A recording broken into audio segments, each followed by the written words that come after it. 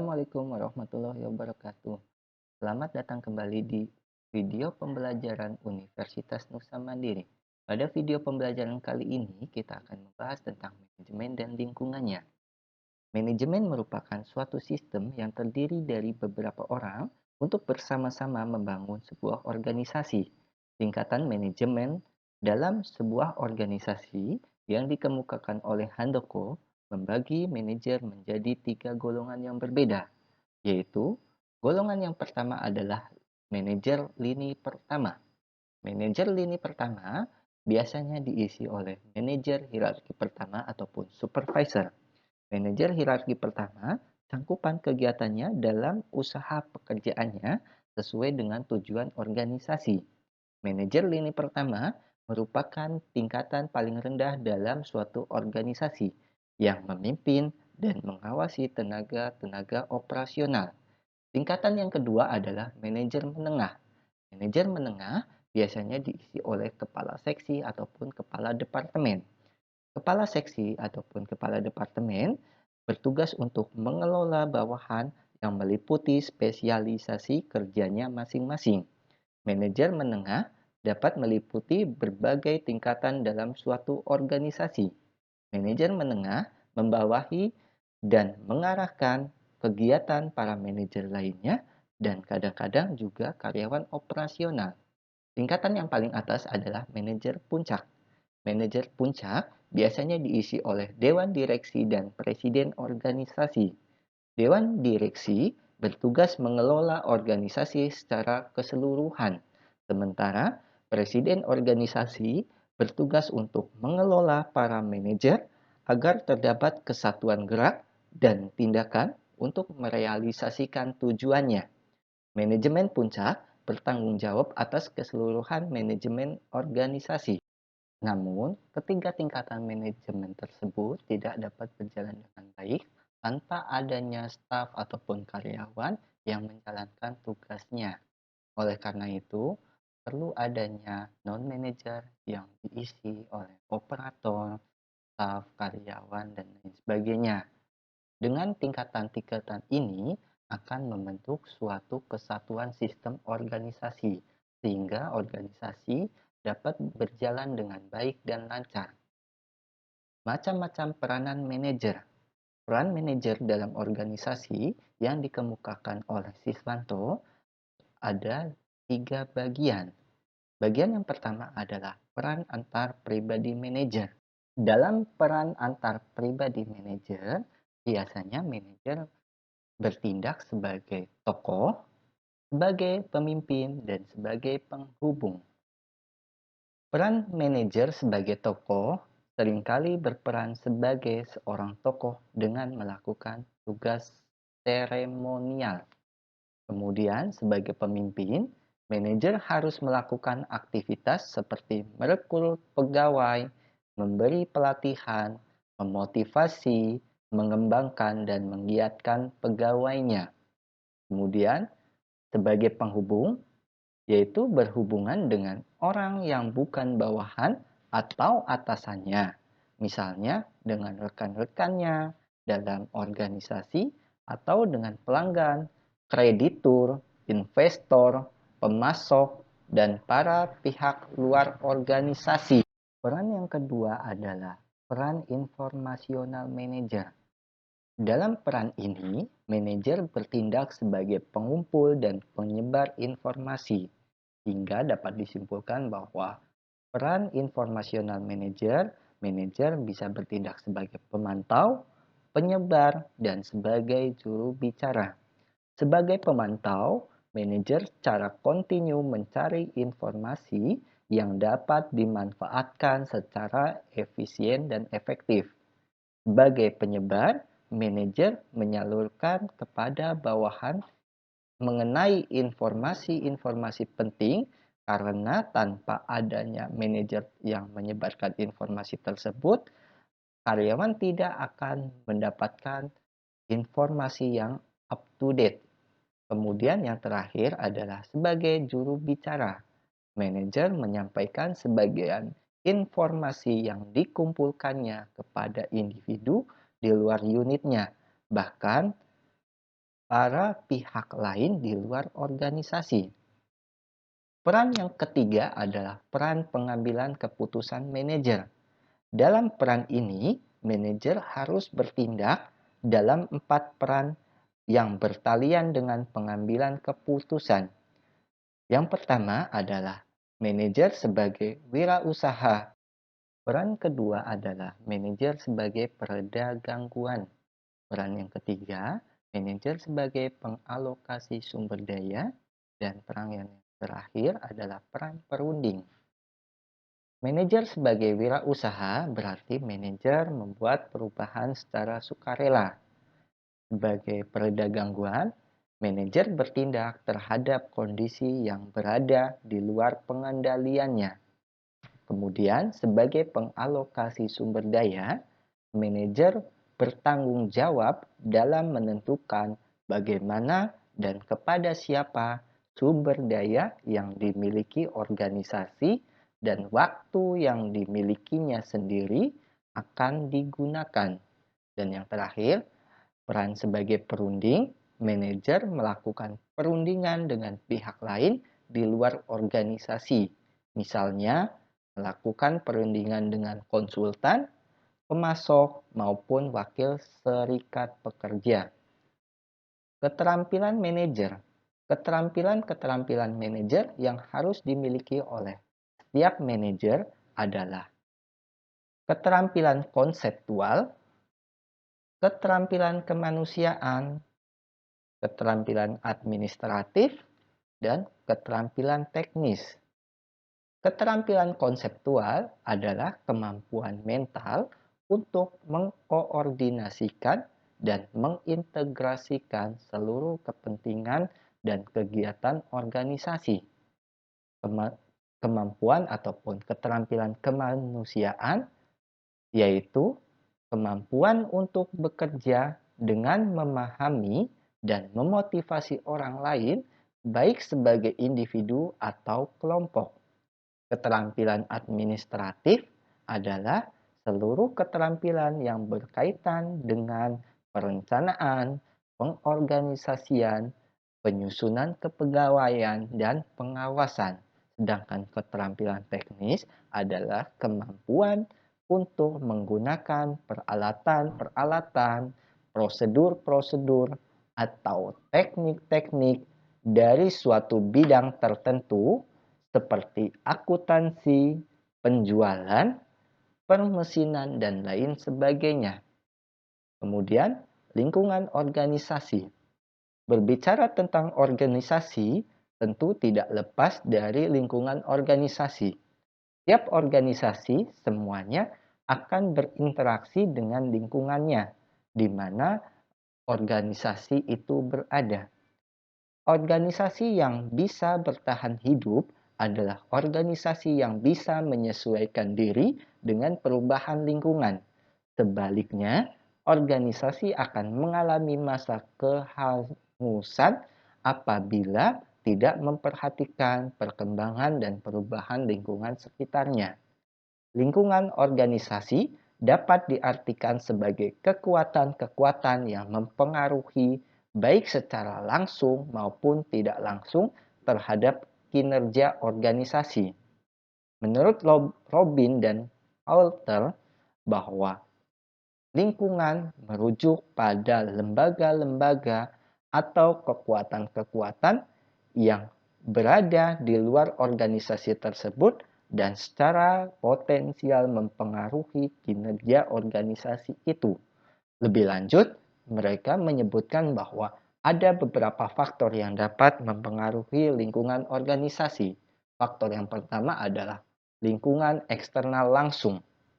Lingkungan eksternal langsung merupakan kekuatan-kekuatan yang berada di luar kemampuan atau kendali perusahaan yang berpengaruh secara langsung terhadap kinerja organisasi dan manajemen itu sendiri. Lingkungan eksternal langsung terdiri dari pemasok, penyedia fasilitas dan sarana yang dibutuhkan oleh perusahaan, pelanggan, lembaga keuangan, pesaing, dan pemerintahan. Kemudian faktor yang kedua adalah lingkungan umum perusahaan. Lingkungan umum perusahaan merupakan lingkungan yang tidak dapat berpengaruh secara langsung terhadap kinerja organisasi, dan hampir semua organisasi dipengaruhi oleh lingkungan tersebut. Komponen dari lingkungan umum meliputi demografi, ekonomi, alam, teknologi, dan politik. Dari kedua faktor tersebut akan membentuk suatu dimensi. Dimensi yang pertama yang dikemukakan oleh Thomson adalah dimensi tingkat perubahan. Dimensi ini akan melihat sejauh mana stabilitas suatu lingkungan yang diukur dengan skala tingkat perubahan stabil dan perubahan dinamis. Kemudian dimensi yang kedua adalah dimensi tingkat homogenitas. Tingkat homogenitas melihat sejauh mana kompleksitas lingkungan yang diukur dengan skala homogenitas sederhana dan homogenitas kompleks. Dari dimensi-dimensi tersebut akan membentuk suatu strategi yang dapat diambil dalam rangka menghadapi perubahan lingkungan dan ketidakpastiannya. Strategi yang dapat diambil ada 3 tahapan. Yang pertama adalah melakukan penyesuaian terhadap lingkungan. Perusahaan dapat menyesuaikan dengan mengubah organisasi, struktur, dan desain organisasi tersebut. Kemudian, strategi yang kedua adalah melakukan pemantauan lingkungan secara tidak langsung. Dalam strategi ini, manajer terus memantau perkembangan lingkungan dari berbagai media. Strategi yang terakhir adalah mempengaruhi lingkungan langsung. Alternatif tindakan ini adalah melakukan lobby, pemasangan iklan, dan perundingan dengan pihak terkait. Selain lingkungan, manajemen dalam organisasi tidak lepas pula dari kekuatan globalisasi. Maka dari itu, manajer perlu mempertimbangkan kekuatan-kekuatan global dalam rangka mencapai tujuannya. Porter mengajukan 4 unsur pokok yang berkaitan dengan lingkungan agar perusahaan dapat kompetitif dalam ekonomi global. Yang pertama adalah strategi, struktur, dan persaingan usaha. Kondisi dalam suatu bangsa yang mempengaruhi cara kerja organisasi berhubungan satu dengan yang lainnya. Persaingan domestik mendorong inovasi dan pengembangan keunggulan bersaing. Yang kedua adalah kondisi permintaan. Permintaan domestik terhadap produk dan jasa suatu industri harus dipenuhi oleh perusahaan. Bila pelanggan meminta, maka perusahaan harus menanggapi produk dan jasa yang bermutu dan inovatif agar pelanggan merasa terpuaskan. Yang ketiga adalah faktor kondisi. Komponen yang terkait dalam menghasilkan barang dan jasa seperti pekerja terampil, infrastruktur, dan adanya bahan mentah dan sumber daya. Yang terakhir adalah industri terkait dan pendukung. Dengan adanya industri terkait dan pendukung, maka negara ataupun industri pemasok yang bersaing secara internasional harus menyediakan sumber daya input dan jasa yang diperlukan untuk mendukung produksi barang ataupun jasa tersebut. Berbicara tentang organisasi, tentu tidak lepas dari budaya organisasi. Beberapa pendapat tentang pengertian budaya organisasi yaitu budaya merupakan sistem nilai organisasi dan akan mempengaruhi cara pekerjaan yang dilakukan dengan cara pegawai berperilaku. Yang kedua, Budaya dapat dianggap sesuatu yang biasa dan dapat dibagi bersama yang diberikan orang terhadap lingkungan sosialnya. Budaya sebagai asumsi-asumsi dan keyakinan-keyakinan dasar yang dilakukan bersama oleh para anggota dari sebuah kelompok atau organisasi. Budaya juga dapat diartikan sebagai nilai-nilai dominan yang didukung oleh organisasi. Budaya organisasi dapat diartikan sebagai wujud tanggapan yang dimiliki, diterima secara implisit oleh kelompok dalam menentukan bagaimana kelompok tersebut merasakan, memikirkan, bereaksi terhadap lingkungannya yang beraneka ragam. Budaya organisasi mempunyai 3 karakteristik. Karakteristik yang pertama adalah budaya diberikan kepada karyawan baru melalui proses sosialisasi. Budaya organisasi mempengaruhi perilaku kita di tempat kerja. Sedangkan karakteristik yang terakhir adalah budaya berlaku pada 2 tingkat yang berbeda. Robin dalam bukunya menyebutkan bahwa budaya memiliki fungsi dalam organisasi. Fungsi-fungsi budaya dalam organisasi diantaranya sebagai peran dalam menetapkan tapal batas.